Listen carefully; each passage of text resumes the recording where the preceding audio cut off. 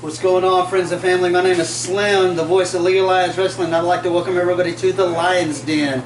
Today's guest is Mr. Kristopher Haiden. Welcome, my friend. How are you, sir? Thank you. Yeah, a bit more of a locker room, but right. Hey, whatever you know, call it. The Lions room, den, whatever you want to call it. What's up? All right, so tell me about it, man. What's been going on? How long you been in this game of professional wrestling?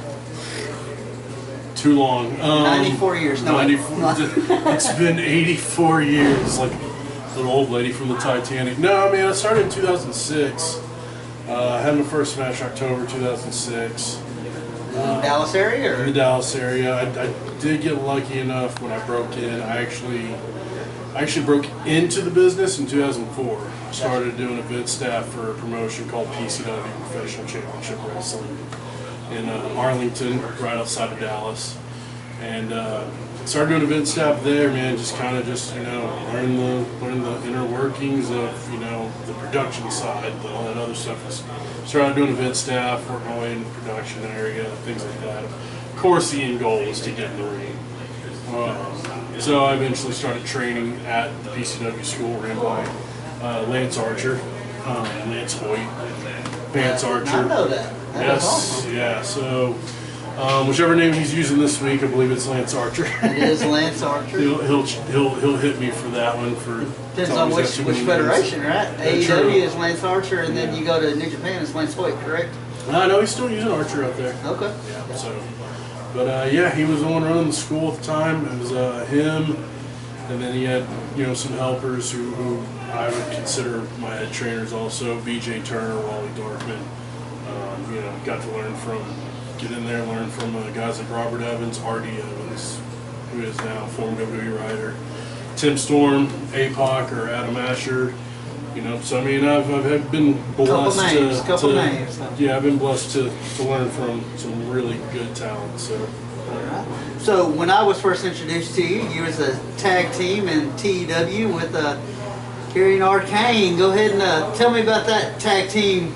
Genesis. That's the popular version of Genesis. There was another version before Arcane came along. I did not. It started right here in this building too. Back before League of Lions, when they were doing ACW out of this building, there's a man, Victor Tadlock. I know Victor. And me and him actually started teaming up. We didn't come in as a team. We came in as singles wrestlers. He was a bad guy. I was a good guy. Eventually, I turned. Me and him formed a team. We had a manager named Kyle Davis. He was owned by Kyle Lewis at the time. We were Lewis Enterprises. He had his little stable. He ended up hitting the town, getting kind of taking a break from the business. So me and him needed to figure something out. We couldn't be Lewis Enterprises. We didn't have Kyle anymore. Right. So we're on our way here. It's like his last night. We're on our way here, and funny enough, the song that was on the radio was the Phil Collins one. In the Air Tonight. There you go. And of course, I asked a trivia question. And what band was Phil Collins in before he went solo? Genesis. Kyle, just without missing a beat, that should be y'all's name. That's where it started. That's how it started. So me and Tadlock came in. We were Genesis. Running rampant in this place for a while. What time frame is this? This would have been probably 2007 to around 2008. Okay. We ended up bringing Arcane in when he finished. We all three of us trained at the PCW school.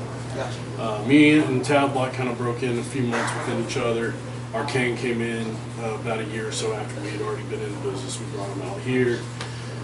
Kind of did a three-man group for a little bit. Tadlock needed to take a break from the business, so me and Arcane took the Genesis thing over, and we hit the ball running, and it was just, there was no looking back at that. Several years. Several years, several promotions, several tag titles. That was it. That was Genesis. That's right. So, here in League of Lions, what's your biggest high spots, biggest claim to fame, I guess, for lack of a better term, your biggest accolades here in League of Lions? I mean, man, it's got to be probably between winning the Lionheart title, which was, I think my first big singles title I won here, and then winning the heavyweight title off Rob Love. Great match, great match. So obviously here in Marshall, Texas, and not your only home, We live in the DFW area, correct? Yes. And I know of one promotion that you wrestle for currently. Tell me about all the places that you travel and do your craft these days. Well, these days, I mean, I'm not gonna lie, I'm taking it a little slow. Coming off a bad sciatic injury that I got back in January, so that kind of slowed things down for me a whole lot. And then, you know, when COVID happened, man, everybody kind of just shut out. You know, it made me realize, like, I was at home a lot with the wife and kid, and just, you know, kind of realize, like, hey, I don't love wrestling, and I can say I don't, but it made me realize at the end of the day, man, I got this at home, you know, that I need to devote my time to also. So when COVID ended, I came back on a pretty lighter schedule. Unfortunately, the back injury happened, which made me reduce my schedule even more. Hopefully around September, because I'll be feeling better, kind of ramp back up again a little bit here and there. But as far as Dallas goes and, you know, those other promotions, yeah, man, I mean, I was at Metroplex Wrestling, MPX, for a lot of years. Kind of just needed to change the scenery, you know, kind of got out of there, started traveling a little bit. But there's that, there's SOAR Championship Wrestling, as I mentioned earlier, PCW, which was a Dallas-based, very, I'd say a high-end indie promotion. They had TV down there, you know, so they were doing well for themselves. They went out of business in 2009. They decided to get in the MMA game, which they have flourished in, so I give them all the props in the world. But yeah, SOAR Championship Wrestling, run by Sir Mo, former Men on a Mission. King of Sports. King of Sports, I was just about to say that. King of Sports. Currently, we are tag champ, kind of doing Freebird role myself, Stonewall Rimson and Mike Gunner. But yeah, man, it's been a ride, you know. And I mean, that's just the few promotions, you know, that I do in North Texas. It's not counting the stuff I've done down south, out of state, out of country. I mean, and I mean, you got to give yourself a little bit of props. I mean, the size, the experience, everything like that. Every time WWE comes to town, you get to be on TV pretty regular. Yeah, I've gotten some opportunities, man. That if you would have told 10-year-old me, I'd be like, no, yeah, you're lying. Like, I mean, and look, you know, having, I guess, in a sense, not had that big break, you know. But I mean, if this stuff all ends tomorrow, I'm cool with it. Like, I had a hell of a time, I had a hell of a run. I've gotten to do things that some people only dream of doing. So, you know, it's cool, you know, for the onlookers and the people that are associated with when you're watching TV. You go, that's our champion right there, getting beat up by the longest reigning champion as we speak right now. I don't know if we can legally say that name on here, but we'll tie some, you know, I mean, you got to play a little gimmick and got to get beat down by the big dog, you know? I mean, so it's good stuff. I'll take it. You get your TV time and everything else. And like I said, I get to fangirl go, that's our champion. So anyway, anything else we want to share here? What's new? What's to come here in League Alliance for Kristopher Haiden? Well, man, hopefully I can get my hands around that scrawny neck of Chris Grimes, you know, if we're going to throw a little bit out there. Right. But, you know, hey, man, the future, I mean, who knows what the future holds. As I said, man, I said I was coming off of a back injury that you know, unfortunately there's some other back issues that were presented to me, but hasn't necessarily slowed me. I mean, it has slowed me down, but hasn't necessarily told me I need to stop. But it's definitely told me that, you know, the better part of my years are behind me.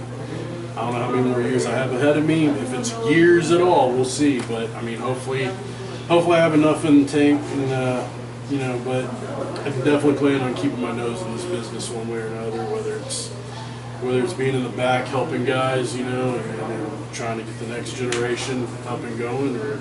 That's where I was about to go to polish you up a little bit. You know, you got a gimmick of the vet club, you know, going on, but seeing you back here with the young guys and giving them feedback after every match and really investing in the future of this business is something that doesn't get shared out in front of the people. And I just want to commend you and thank you for investing in people. You know, I mean, one of those people is very near and dear to me, and you share with him on a monthly basis. You get with him and you tell him what's up, and he takes it to heart. He appreciates that. And as a dad, I appreciate that. I'll say it. I don't, you know, I don't want to say the name of Kane the Train Matthew, but I'll throw it out there. Like, yeah, you know, and I'll be real with you, man. For a while there, like, there was a long time that I I really looked at Kane and just went, man, if he could just do this, if he could just do this. And I was just, I'm not going to say the word was angry or anything, but I was I was irritated at the fact that I don't think he was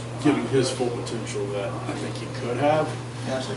So when he went out there and he got with Barrett and he started doing the things that he's done, and I mean, I've told him every time I see him how proud I am of him, that he is. I'm not gonna say prove me wrong, because I don't think I was trying to prove anybody right on anything about him, but like, you know, just in the back of my mind, I was like, is he ever gonna take this as seriously as I think he needs to? Yeah.